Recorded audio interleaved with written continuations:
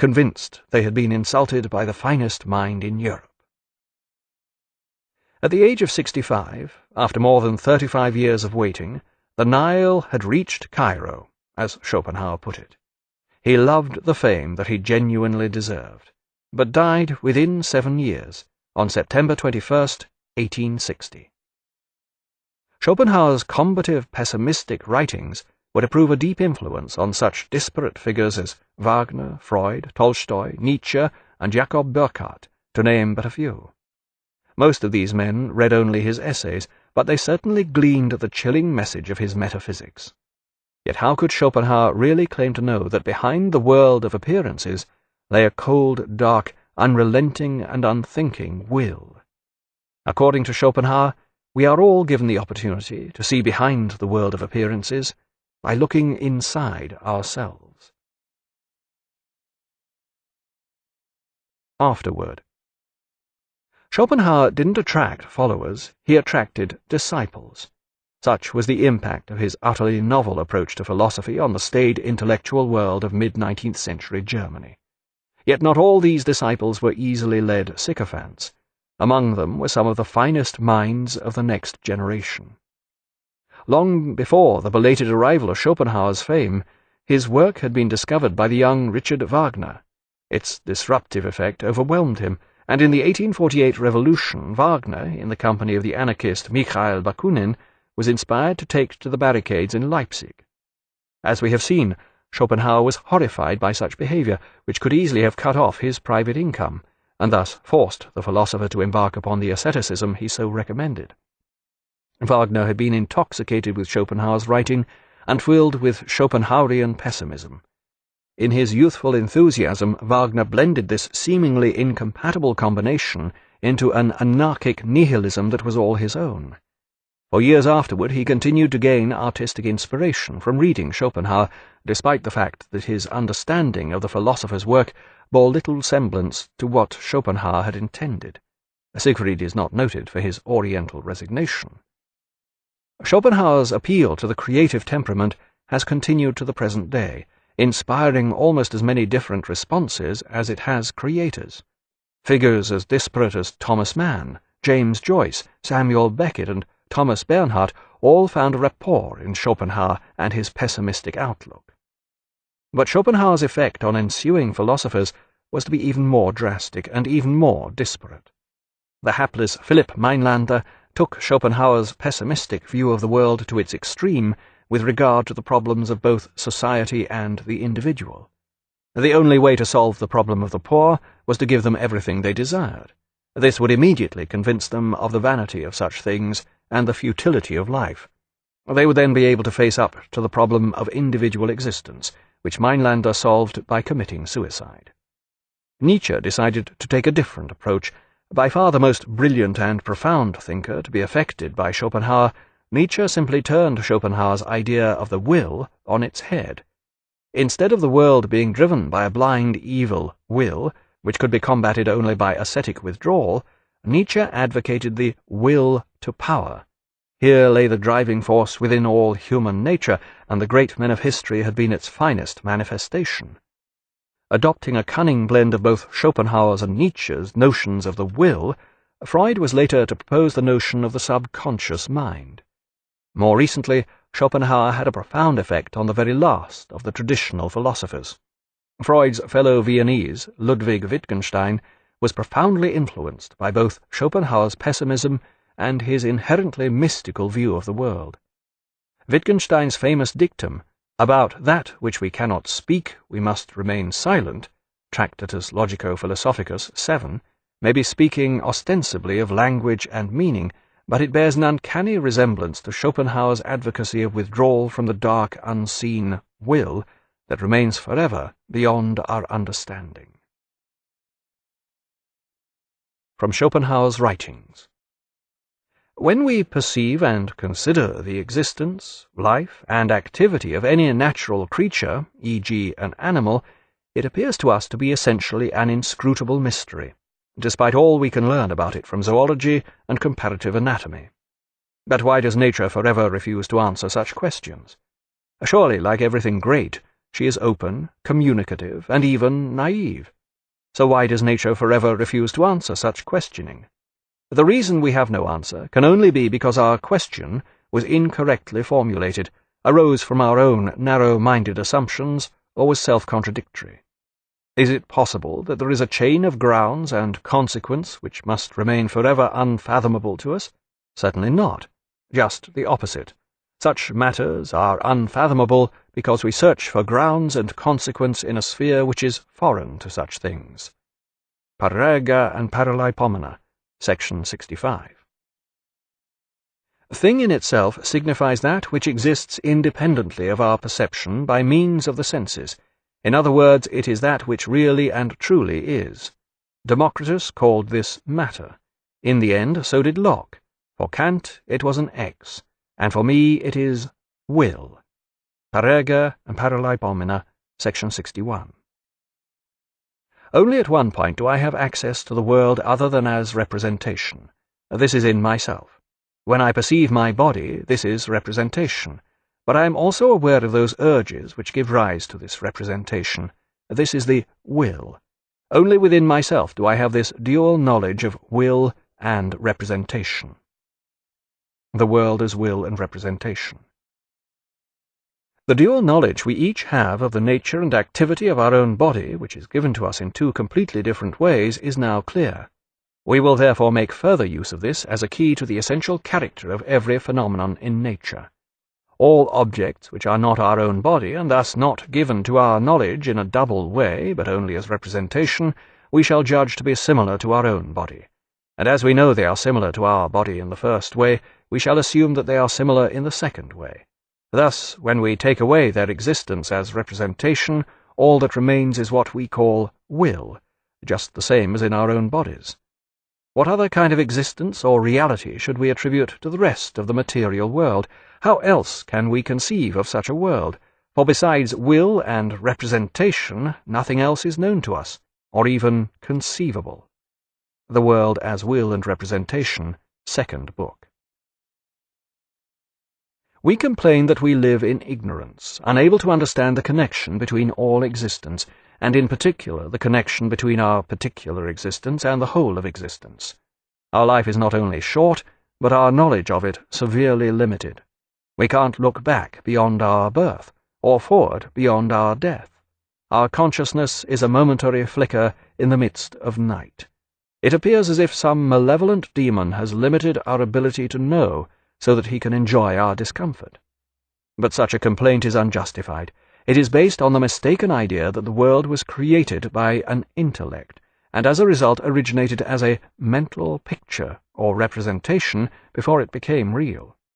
According to this mistaken view, the world originated from knowledge and was thus accessible to knowledge, capable of being analyzed and completely understood by it. But the truth is, what we complain of not knowing is not known by any one or anything, and is in itself absolutely unknowable. It is, in fact, inconceivable. Parerga and Paralaipomena, section 67. The state to which death restores us is our original state, that is to say, the one peculiar to our true nature, whose essential force manifests itself by producing and maintaining the life that we lose in death. This is the state of the thing in itself as distinct from the phenomenon. In this original state, cerebral knowledge, which deals only with phenomena, is thus superfluous. So it disappears. Its disappearance is for us identical with the disappearance of the phenomenal world, which was its medium, and whose disappearance leaves it redundant. Even if, while we were in this original state, we were offered this animal consciousness, we would refuse it, just as a cured cripple refuses crutches. Thus, whoever begrudges the impending loss of his cerebral consciousness, which is merely a phenomena and can only be used in the phenomenal realm, is like the converted Greenlanders who refused the idea of heaven because there were no seals in it. Parerga and Paralaipomena, section 139. All this means is that life can be regarded as a dream and death as the awakening from it, in which case the individual personality belongs to the dreaming rather than the waking state. Subsequently, death appears to the individual personality as annihilation. On the other hand, if we look upon life as a dream, death no longer becomes a transition to something strange or new, but merely a return to our original state, where life is seen merely as a brief episode. Parega and Paralaipomena, section 139. Still more preposterous is the theory that the state is the condition of moral freedom, and in this way the condition of morality.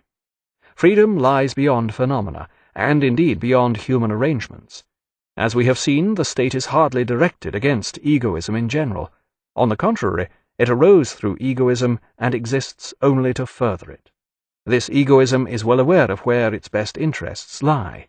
It proceeds methodically, forsaking the narrowly individual point of view in favor of the universal point of view, thus becoming the common egoism of all.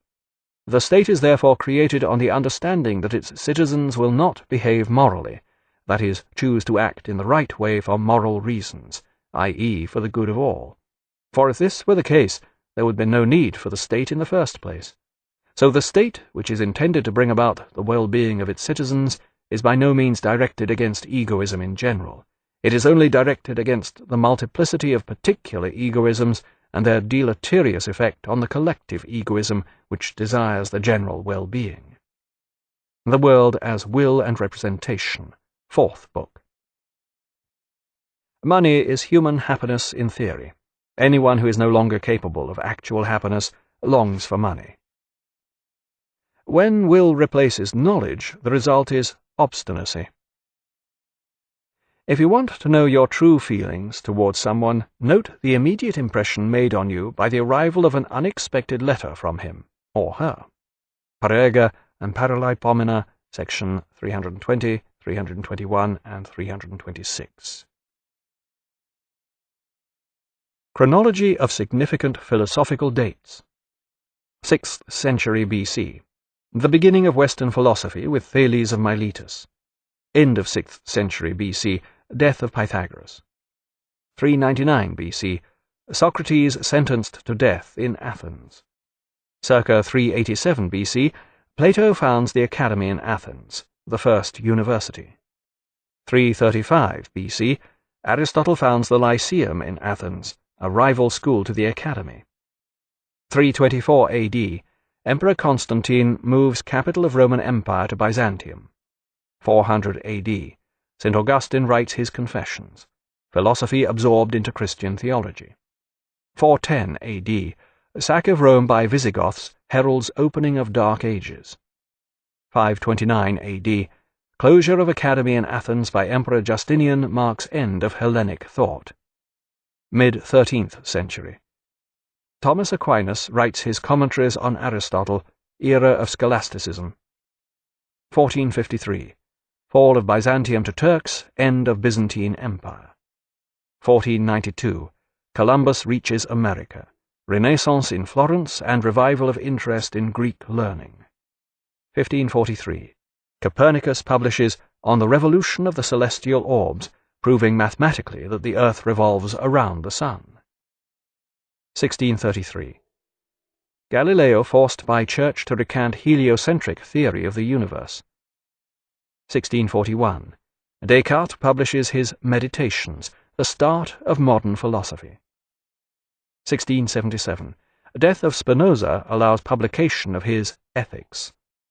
1687. Newton publishes Principia, introducing concept of gravity. 1689. Locke publishes Essay Concerning Human Understanding, start of empiricism. 1710. Berkeley publishes Principles of Human Knowledge, advancing empiricism to new extremes. 1716. Death of Leibniz. 1739 to 1740. Hume publishes Treatise of Human Nature, taking empiricism to its logical limits. 1781. Kant, awakened from his dogmatic slumbers by Hume, publishes Critique of Pure Reason. Great era of German metaphysics begins. 1807. Hegel publishes The Phenomenology of Mind, high point of German metaphysics. 1818. Schopenhauer publishes The World as Will and Representation, introducing Indian philosophy into German metaphysics. 1889. Nietzsche, having declared God is dead, succumbs to madness in Turin. 1921. Wittgenstein publishes Tractatus Logico-Philosophicus, claiming the final solution to the problems of philosophy. 1920s. Vienna Circle propounds logical positivism. 1927. Heidegger publishes Being and Time, heralding split between analytical and continental philosophy. 1943. Sartre publishes Being and Nothingness, advancing Heidegger's thought and instigating existentialism.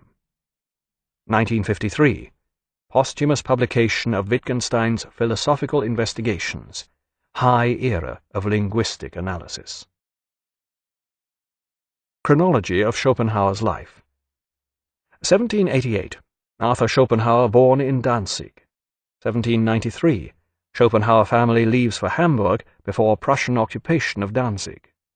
1803 to 1804. Accompanies family on tour of Europe. 1805. Suicide of father. 1807. Moves to Weimar. 1811 to 1813. Studies in Berlin. 1814. Acrimonious end to relationship with mother. 1819. First edition of The World as Will and Representation published. 1820. Lectures in Berlin a dismal failure. 1821. Throws Frau Market downstairs and loses court case incurring regular payments. 1833. Settles in Frankfurt. 1844. Second edition of The World as Will and Representation. 1851. Publishes Parerga and Paralaipomena. 1853. Achieves fame at last. 1860. Dies in Frankfurt. This concludes the reading of Schopenhauer in 90 Minutes by Paul Strathern. Copyright 1999 by Paul Strathern. This book was read by Robert Whitfield. This unabridged recording was published by arrangement with Ivan R.D., publisher, and was produced in 2004 by Blackstone Audiobooks Incorporated, which holds the copyright thereto. Neither this recording nor any portion of it may be reproduced or used for any purpose without prior written authorization from Blackstone Audiobooks. If you would like to obtain a complete catalogue of our titles or our monthly update telling you about new releases and our new collection of books on CD and MP3, write to Blackstone Audiobooks, P.O. Box 969, Ashland, Oregon, zip code 97520, or call 1-800-SAY-BOOK. That's 1-800-729-2665. You may also obtain the same information from our award-winning website. Our address, all one word, is www.blackstoneaudio.com. Thank you. Afterword. Schopenhauer didn't attract followers, he attracted disciples. Such was the impact of his utterly novel approach to philosophy on the staid intellectual world of mid-19th century Germany. Yet not all these disciples were easily led sycophants. Among them were some of the finest minds of the next generation. Long before the belated arrival of Schopenhauer's fame, his work had been discovered by the young Richard Enthusiasm. Wagner blended this seemingly incompatible combination into an anarchic nihilism that was all his own. For years afterward he continued to gain artistic inspiration from reading Schopenhauer, despite the fact that his understanding of the philosopher's work bore little semblance to what Schopenhauer had intended. Siegfried is not noted for his oriental resignation. Schopenhauer's appeal to the creative temperament has continued to the present day, inspiring almost as many different Wagner. Its disruptive effect overwhelmed him, and in the 1848 Revolution Wagner, in the company of the anarchist Mikhail Bakunin, was inspired to take to the barricades in Leipzig. As we have seen, Schopenhauer was horrified by such behaviour, which could easily have cut off his private income, and thus forced the philosopher to embark upon the asceticism he so recommended. Wagner had been intoxicated with Schopenhauer's writing and filled with Schopenhauerian pessimism. In his youthful insight, convinced they had been insulted by the finest mind in Europe. At the age of 65, after more than 35 years of waiting, the Nile had reached Cairo, as Schopenhauer put it. He loved the fame that he genuinely deserved, but died within 7 years, on September 21st, 1860. Schopenhauer's combative, pessimistic writings were to prove a deep influence on such disparate figures as Wagner, Freud, Tolstoy, Nietzsche, and Jacob Burckhardt, to name but a few. Most of these men read only his essays, but they certainly gleaned the chilling message of his metaphysics. Yet how could Schopenhauer really claim to know that behind the world of appearances lay a cold, dark, unrelenting, and unthinking will? According to Schopenhauer, we are all given the opportunity to see behind the world of appearances by looking inside ourselves.